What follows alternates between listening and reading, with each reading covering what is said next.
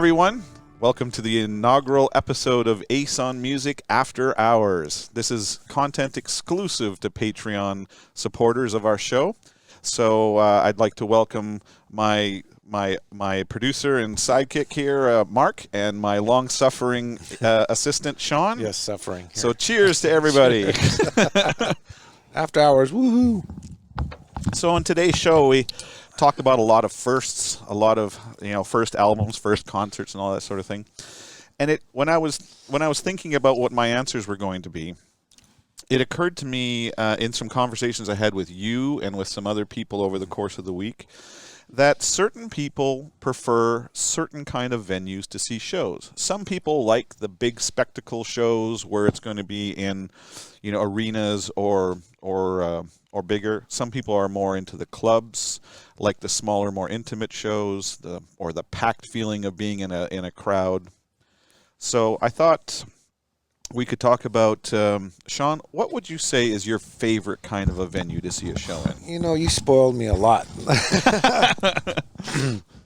Being backstage and it's a whole different experience than being out in the audience. It is. And as, growing up, listening to a lot of bands, I kind of grew out of the touching sweaty dudes in a pit type thing, and you know what I mean? And, I'm more into the sound quality, and you can get good sound quality in a small venue, you can get good sound quality in a big venue, but they're totally different ratios of sound. So, like for me, I love House of Blues. I don't know why. It's intimate setting. Always felt comfortable there. The sound's great. You talking about the one on Sunset? Oh well, the one on Sunset that's gone. Right. Anaheim. I love that one too. Do you like the new one in Anaheim? They just opened a few years ago. I do. I saw about 8 bands since they opened up there, and I love the sound there. But if you want to talk about great venues, come on, Royal Albert Hall, dude. That was cool. Well, how about you, Mark? What are some of your favorite venues? What kind of venues do you like to see shows in? I guess I've spent so much time in big concert venues. I just find them cold, and particularly because I guess I'm the rep of this group when it comes to the singer-songwriter folky stuff. I had the opportunity to see Jackson Browne in a room with 50 other people at the Sweetwater up in Mill Valley, and I've seen Springsteen at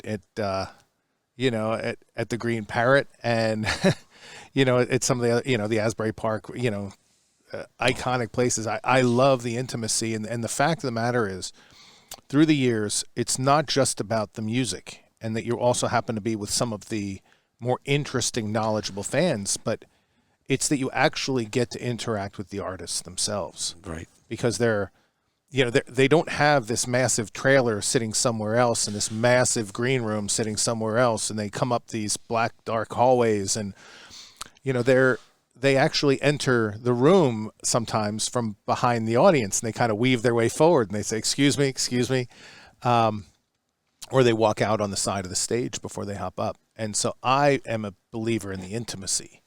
Yes. And I don't even know what to say. I mean, I've seen Buddy Guy at the Dinosaur in Syracuse, and I've seen iconic people in tiny places.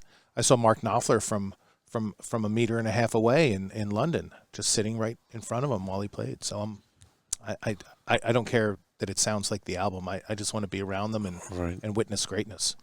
I totally get it. And I thought a lot about this question, and in the past, people have asked me what was my favorite concert experience and all that sort of thing, and I mean, my favorite show of all time was when I saw Pink Floyd on the Division Bell tour at the Rose Bowl here in Los Angeles. Now, anybody who knows me knows that in general I despise stadium shows for the very reasons that you just listed. It's so impersonal. You're so far away. You basically end up watching it on a screen. But I had pretty good tickets for this one, and the performance was just so beyond. But if you're going to talk about favorite venues, it always has to be linked to the experiences you had there. Exactly. And for me, like the Forum here in LA. I had some of my greatest memories at that Me venue. too. All my greatest experience with the Forum. But I'll tell you my favorite story and why this one affected me. As I've mentioned in previous podcasts, I'm a big Yes fan, and they were touring under the Talk album, and they were coming to Vancouver, and I had tickets to see them in Vancouver in a place I had never seen bands before. It was a place called Deer Park or something, and I thought, wow, they're playing in a park? I went, okay, whatever. But a few days before the show was to take place, we got notification that the Vancouver show was canceled. But there was this town on the southern part of the border in Washington State. It was a place called George. Yes, George Washington. And that there was a Yes show happening there, and that the tickets for Vancouver would be honored there if you wanted to make the trip. Now, it was about the same distance as Vancouver was, just instead of going west, I was going south. And I talked a friend of mine into coming and said, I don't know what this place is like, or I don't know where it is, but let's go check out this show. And so we drove to this town. And when I say George Washington is a small town, I mean, it's literally one stoplight and a general store and a few things, And we stopped at the general store and we said, do you know of a place called the Gorge? There's apparently a concert we're going to. I said, oh, yeah, you just drive up that road and follow the signs. We went, okay. So we drive up the road and understand where we're driving. There are no buildings here. We're literally in farmers' fields. We're driving through these sort of secondary highways and all of these fields of corn and various other things. And then I see the first sign. It has a little kind of cartoonized amphitheater, and it says Gorge Amphitheater that way. And I went, okay, well, I guess we're on the right road. At one point, there's a sign that says you got to turn right. Now we're on a dirt road going through farmers' fields, and I'm like, this can't be right. This can't be right. So after doubting ourselves for this area, we come up there and we see a police car parked, and directing traffic. We said, okay, well, this sounds a little more civilized. And they're getting all of these cars to park in this big empty field, and there's no venue. There's one little brown shack that's the ticket booth, and there's a store that sells, Cokes and things like that. I'm like, where the hell's the show? And so we go up to the ticket booth and we said, we have tickets for Vancouver. Can we exchange them? And they said, yeah, sure. And they said, oh, by the way, we have released some tickets today, and if you want to pay, I don't know what extra it was, says you can go from your GA tickets, general admission, to third row center. And we just looked and said, okay. So do it. So we bought this thing, and I walked into the general store to go get some water, and there was a flyer on the counter there, and it showed all the shows coming to this venue in the summer. And it was all big name bands, like it was the Moody Blues playing with the Spokane Symphony Orchestra, Meatloaf with Cheap Trick opening, Page Plant, Lollapalooza, and I'm like, where? This is an empty parking lot. So we went down to the gates, the entry gates, and you start walking through this vineyard area, and it's kind of hilly, and there's a path, and we finally come to a T-shirt booth, so we buy our merch, and we come up around this other hill, and there's this big circle of like kiosks where they're selling food and a bank of cash machines in the middle. And then it happened. We came up to the crest of this hill, and we were now standing at the top of Gorge Amphitheater. Now, nothing I say here is going to adequately make you understand just the sight that we beheld, but imagine the seats of the amphitheater are carved out of the living rock of the mountainside. The Columbia River in its massive ravine is snaking off into the distance. It's one of the most beautiful sights, and there's this full stage and all the seats and everything.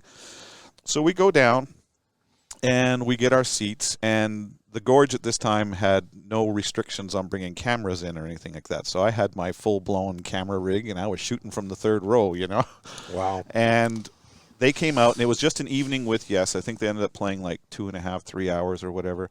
I remember at one point in the show, and it was one of the greatest shows ever, but the sun was setting behind the band and the ravine and everything. I remember John Anderson at one point turning around and waving goodbye to the sun as the lights started coming up and everything. It was one of the most powerful experiences I ever had. So I've told people who are important in my life that when I die, that's where I want my ashes spread. Well, it sounds like a beautiful place. It man. is. Yeah, I think. Go ahead, Sean. No, I was going to say. I think where were we driving through? And when we were on the Heap tour. We were on the Heap tour, with Judas Priest. Yeah, and it was like off in a dirt field in the middle of nowhere. We went through George Washington. Oh, that's right. That's right. I remember that. You know, that reminds me of two points. The first is I just want to say that my experience with that kind of a scene was at Red Rocks Amphitheater. Oh, Red Rocks. I've heard so many cool stories about Red. Like, that's the most coolest place to see. It is bands. one of the coolest. And I never got to experience it. Oh, my goodness. I had the opportunity to see U2 there. Oh, wow. And it was beyond perfect. It was the scene, the setting, everything. But the point I wanted to make, which is sort of, we're talking about our favorite types of venues to see a show, but the one point we're sort of skipping over is that some artists don't belong in the venues where they tend to perform the most. True. And my favorite example of that, and I hate to be a judge, but I guess in the music we all know everything because we're fans and we therefore have the right to know everything. But I will tell you, I'd seen Dave Matthews probably 6 or 7 times in stadiums. And I always felt that people in the back could never connect with him. And it just the jams that kind of go on, and you dance, you have a good time, you feel it a little bit, but it wasn't until I got into small venues where I found that the artist was that he didn't have to emote, you know, that the emotion was only able to almost seemingly go so far. And at the stadiums, I never felt the emotion. I felt the music, and it was great and whatnot. But at the small venues, you felt like you knew him. That it was just it felt like he belonged there in that world, and I felt the same thing with a number of artists through the years, including B.B. King, who I'd seen both big and small venues, and Jackson Browne, both big and small, where the small seemed to be the place where they had to be, Right. to be great. And that anyway, I'm just throwing that out there. But that's my. I've seen. Generations have changed. Like, honestly, seeing Slayer get thrown into sports arena, their first huge gig, and they didn't. No one knew how to handle it. They kicked everyone out, beat the shit out of everyone, and now they're playing 2 or 3, 4 nights sold out at the Forum, which seems apropos for what's going on at the time. But it's just the maturity of how things, the levels of, you know, how when we grow and watch music and how everything changes. Absolutely, and I think part of it had to do with the jamming. Right. You know that jamming when things are new, if it's a place, you know, and then later on. That's right, and that's in some cases that the audience has to be able to see and feel in order to connect, and it's hard. It's very distant on those big screens, and some artists, Jimmy Buffett, I don't think has a problem translating through those big screens. No, but when you see a band that's capable of filling either venue, like for example, I know Joe Elliott and the guys in Def Leppard really well, and they've been very good to me over the years, and I've seen Leppard on arena stages, and I've seen Leppard in clubs, and it's an entirely different experience because as cool as it is being that close to your musical heroes when you see them play in a club, the simple geometry of a club precludes the bombastic kind of in-your-face stage show that comes with an arena setup. So you give things up and you get things, right? You feel more connected to a lot of things when you're in a smaller venue, for sure. So I want to say thanks to both Mark and Sean for joining us here, and thanks to all of you Patreon supporters. You really help our show out a great deal. And we will see you next time, and make sure you check out the next podcast when it comes out next week. Cheers. Cheers.